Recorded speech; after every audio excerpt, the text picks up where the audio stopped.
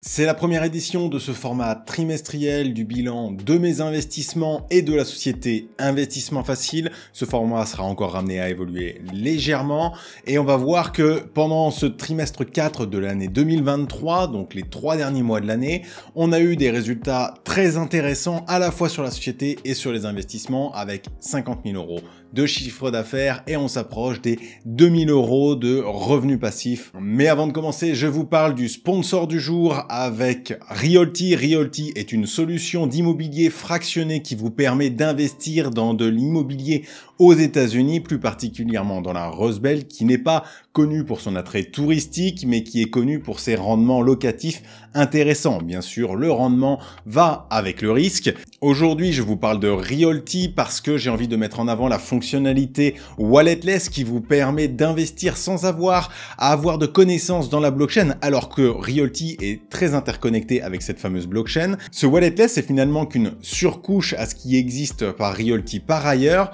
et qui facilite la vie des investisseurs les plus débutants. Ça vous permet d'investir directement via votre CB et ça vous permet de retirer de l'argent directement vers votre compte bancaire sans avoir à interagir avec la blockchain. Realty se charge tout au travers de ce qu'on appelle des smart contracts qui sont finalement des bouts de code automatisés dans la blockchain. Alors si c'est le côté blockchain de Realty qui vous ralentissait un petit peu jusque-là, je vous invite à aller essayer et à investir des 50 $ sur différentes propriétés pour vous construire un portefeuille locatif de rendement.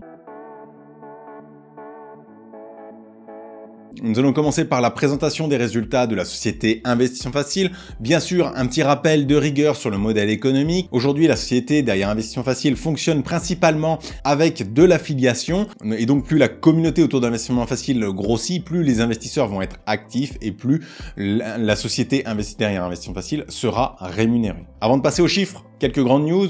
On a l'arrivée de Hugo, le premier employé de Investissement Facile qui sera en charge de travailler sur le site web et sur certains réseaux sociaux. Donc il sera en charge de rédiger des contenus. C'est lui aussi déjà qui a rédigé les 2 dernières newsletters par exemple et qui m'aide à mettre en place certaines stratégies notamment autour du SEO. Ce trimestre a été assez exceptionnel avec plus de 50 000 € facturés. C'est la première fois que ça arrive dans l'histoire d'Investissement Facile. J'espère que ça se reproduira régulièrement et que ça pourra encore grandir bien entendu, mais ça prouve bien qu'on commence à atteindre une taille critique chez Investissement Facile où on peut imaginer des projets avec l'argent que l'on a. Et ça, c'est très intéressant puisque justement, ça va dans le sens du recrutement d'Hugo, peut-être du recrutement d'autres personnes dans le futur pour améliorer les contenus et en produire de plus en plus. Maintenant, parlons montant. On va faire comme à mon habitude dans les montants croissants. Je vais prendre directement mes notes. On a environ 52 € des plateformes d'affiliation. Depuis un certain temps, elles ne me rapportent plus rien parce que ce n'est pas les produits que je mets particulièrement en avant. Tout le reste, ce sont les partenariats avec notamment Limo pour 54 €. Limo qui a connu une période creuse avec peu de projets, donc forcément peu d'investisseurs. On a ensuite 2 nouveaux partenaires avec WeVest, un seul projet et donc 60 € de commission. On a Stomea avec 95 €. Ici, il y a dû y avoir 2 projets sur la plateforme. Les projets ont été reçus à peu près correctement pour une nouvelle plateforme. Hâte de voir ce que ces 2 plateformes vont donner par la suite parce que notamment WeVest avait des projets très pertinents sur la fin d'année. Ensuite vient Louvainvest. Pas de nouveau particulièrement sur Louvainvest, c'est les anciens contenus qui continuent à gérer des leads de temps en temps. On a une première facturation pour Community, même s'ils sont partenaires depuis début 2023, j'avais pas eu l'occasion d'en parler énormément, donc forcément il n'y avait pas eu de souscription et dernièrement j'en ai parlé un petit peu plus, ce qui fait que quelques personnes y ont investi et c'est l'objet de ces 500 € de facturation. On a ensuite 2 plateformes avec le même montant à 650 € avec WeVest et Razer. Donc WeVest, c'est seulement le 2e trimestre sur lequel j'ai une facturation. On est sur une vitesse qui est tout à fait convenable pour les 2 plateformes. C'est pas les plateformes que je mets le plus en avant, donc forcément, c'est pas celle qui me génère le plus de revenus. On monte d'un cran avec Anaxago, qui est un des partenaires récents d'Investissement Facile également, avec 1875 €. Alors là, le succès est beaucoup plus au rendez-vous et il s'explique assez facilement par le fait que c'est une plateforme qui est très installée et donc forcément, il est beaucoup plus facile d'en parler, beaucoup plus facile de la mettre mettre en avant. Vient ensuite Landosphère avec 1122 €. Landosphère qui est une plateforme d'énergie renouvelable. Si vous regardez l'historique de ces vidéos bilan, vous allez voir que le crowdfunding ENR a tendance à monter progressivement en force. Vient ensuite Tantième, la plateforme d'immobilier fractionné. Alors là, j'ai refacturé récemment l'ensemble des projets depuis le début de la plateforme, ce qui explique les 2195 €. Vient ensuite Clubfunding. Clubfunding, c'est une énorme chute ce trimestre-ci. La faute à un manque de projets, très clairement. La plateforme s'est reconcentrée sur ses projets actuels. On a essayé d'en faire un suivi le plus juste possible, puisque la situation se dégradant autour du crowdfunding immobilier, les plateformes leaders qui ont le plus de projets sont forcément celles qui ont le plus de boulot de suivi. Vient ensuite Citesia avec 3083 € que je n'avais pas facturé le trimestre dernier parce qu'on savait d'ores et déjà qu'on allait changer de paradigme de facturation. Comme je facturais en gros un trimestre et demi, le montant est largement à la hausse et bon, on voit bien qu'il y a aussi un match très important puisque c'est une petite plateforme et malgré tout il y a un match très important. Enerfip vient ensuite avec 4276 €. Enerfip est un peu plus important parce qu'il y a aussi une vidéo que j'aurais fait qui était dédiée et qui était sponsorisée et donc forcément ça vient augmenter le chiffre d'affaires de la plateforme. Vient ensuite Realty auquel j'ai facturé 5640 €. Donc oui, effectivement, c'est une énorme augmentation, mais c'est lié au contrat que j'ai signé, à la sponsor que vous avez vu au début de la vidéo. Et donc forcément, j'ai facturé une partie de ce contrat-là. Enfin, la deuxième plateforme sur le podium avec Baltis, et c'est plus de 7000 € facturés. Il y a toujours un énorme match entre la communauté et Baltis. J'espère que l'on pourra continuer à travailler main dans la main et à proposer des trucs intéressants à la communauté, comme on le fait régulièrement avec Baltis. Et enfin, la première brique, détrônable depuis plusieurs trimestres, avec 17 200 €. Vous êtes complètement dingue, vous investissez vraiment énormément sur la première brique qui est vraiment la plateforme leader chez moi, où il y a plusieurs centaines de personnes qui investissent chaque trimestre. On va continuer avec la société avec les investissements qu'a réalisé cette dernière. Je rappelle, moi-même, je suis un investisseur, mais la société derrière Investissement Facile investit une partie de sa trésorerie sur des projets. Alors, partie de la trésorerie que je vais forcément baisser dans les mois à venir parce que, eh bien, il faut aussi répondre aux besoins de payer le salaire d'Hugo et surtout de le sécuriser pour plusieurs mois. Donc, je vais augmenter ma trésorerie de sécurité. Je continue d'investir au travers de la société pour aligner les intérêts d'Investissement Facile avec les investisseurs. Pour cela, aujourd'hui, j'ai environ 35 000 € investis sur différentes plateformes, à savoir un peu plus de 17 000 € sur Clubfunding. Sur Baltis et Proximia, qui sont aujourd'hui une seule et même entité, eh bien, on a 12 000 € d'investis et enfin 4 500 € d'investis sur un Axago. Durant le trimestre, la société a reçu 636 € d'intérêt, ce qui commence à être un volume relativement intéressant et proche de me payer, par exemple, la comptabilité de ma société. Pendant ce trimestre aussi, il y a eu un peu d'activité avec un remboursement chez Baltis que j'ai récupéré, avec un remboursement partiel sur Clubfunding. J'ai également investi au travers d'un Axago, puisqu'un projet a été financé et un autre est en cours de financement. Plus exactement, le financement est terminé et on attend la date de jouissance des actions puisqu'il s'agit d'un projet de private equity. N'oubliez pas, pour soutenir cette transparence, de vous abonner ou bien de partager vous aussi vos résultats sous la vidéo. Ça permettra à l'algo de YouTube de comprendre que vous êtes intéressé par ce type de vidéo et par les vidéos d'investissement facile et de les mettre encore plus en avant au travers de la plateforme. Cette petite autopromotion étant passée, nous allons maintenant parler de mes investissements personnel, de mes investissements en bourse, en immobilier fractionné et en crowdfunding. Commençons par la bourse qui a vu mon portefeuille changer énormément. Je vais pas m'y étendre parce que ça mériterait une vidéo à eux-mêmes et là-dessus, je vous invite à vraiment me suivre sur les différents réseaux sociaux et notamment sur Telegram parce que j'en parle beaucoup plus et beaucoup plus régulièrement. J'ai reconnu mon erreur, ma stratégie n'était pas bonne à ce moment-là et donc j'ai décidé de repartir sur de nouvelles actions. J'ai racheté principalement du ST Microelectronics, j'ai renforcé largement ma position sur Arkema, c'est une société qui fait principalement de la chimie. J'ai aussi renforcé ma position sur Reply, qui était assez décoté au moment où je l'ai acheté et qui a beaucoup augmenté depuis et qui se retrouve à une valorisation qui est plus cohérente. J'ai également renforcé deux actions sur mon portefeuille américain, à savoir Alibaba, qui est quelque chose qui est assez risqué, mais aujourd'hui la société est extrêmement décotée au point que c'est une société de croissance qui va verser du dividende pour essayer d'attirer les investisseurs. Et enfin, j'ai investi courant du mois d'octobre assez massivement sur Realty Income, puisque sa valeur a encore une fois chuté sans aucune explication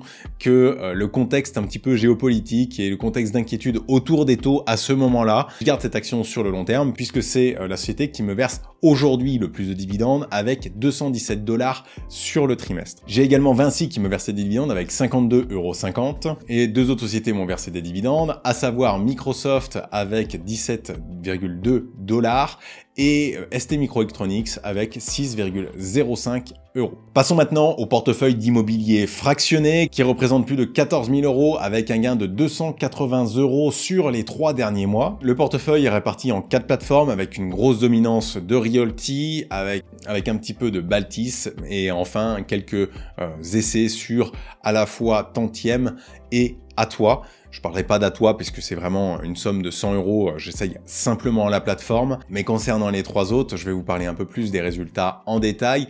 Realty, qui est aussi le sponsor de cette vidéo, m'a rapporté 293 $ au cours des 3 derniers mois pour un portefeuille d'environ 12 000 $. J'ai environ 30 propriétés et ces derniers temps, eh bien, les loyers avaient baissé quelque peu, mais c'est en train de se rattraper progressivement. Sur Baltis, toujours 0 € pour les 2000 € d'investis sur la plateforme pour une simple et bonne raison qu'il n'y a pas de cash flow à tirer de cet investissement. C'est un investissement avec levier et le cash flow de la partie immobilière sert à rembourser le crédit. Et donc j'aurai un gain in fine. Vient ensuite Tantième avec 7,60 € de revenus pour 800 € investis.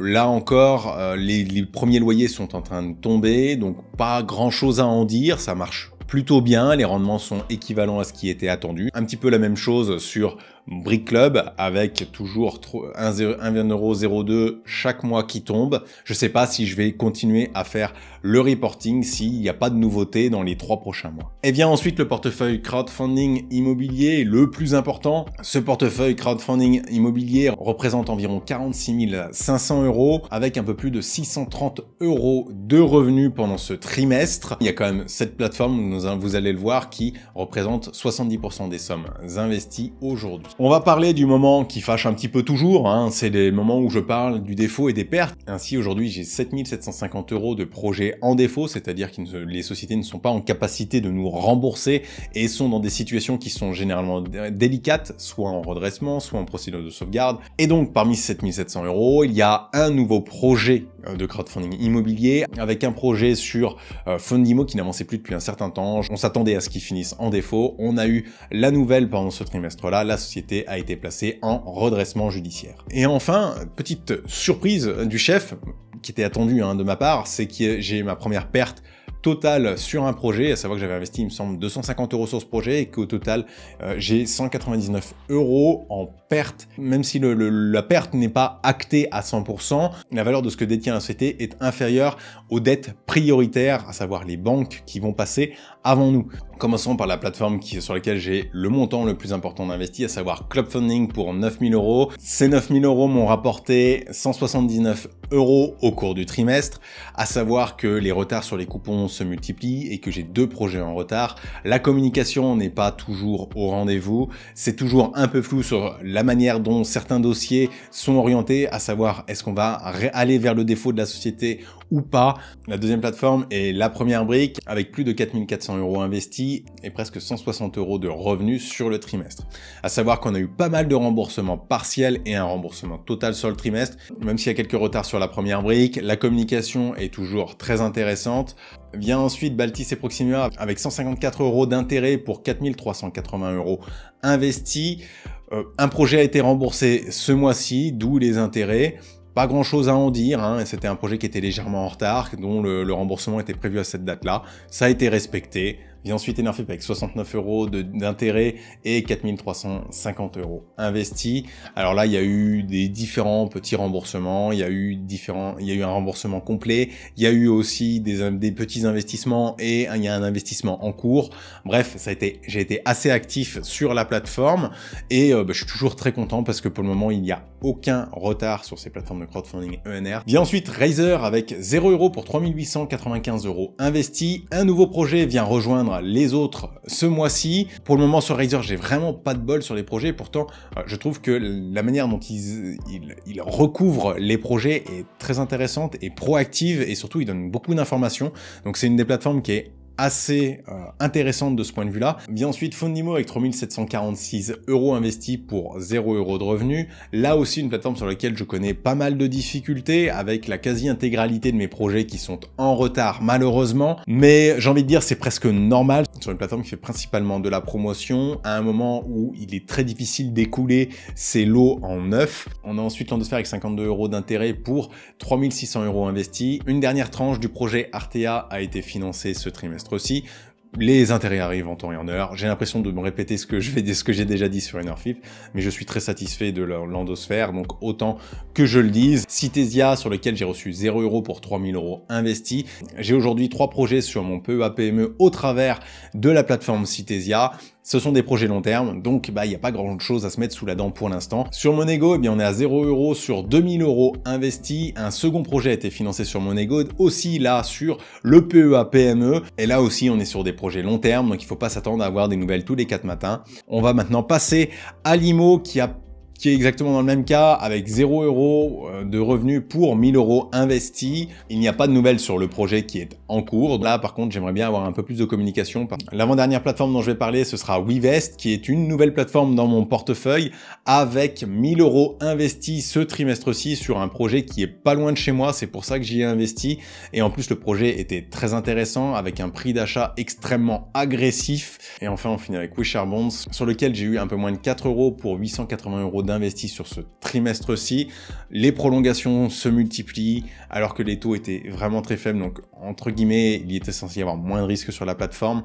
Il s'avère que ce n'est pas le cas, donc je suis assez déçu pour le moment de la plateforme. Voilà pour ce bilan trimestriel. Je prévois de faire évoluer encore le format en ajoutant des informations notamment sur la partie bourse, mais je n'ai pas eu le temps de le faire pour ce trimestre-ci. Ça attendra le trimestre prochain sur lequel j'aurai probablement un peu plus de temps pour bosser le format. Je vous souhaite une bonne journée et je vous dis à très vite pour une vidéo sur Investissement Facile.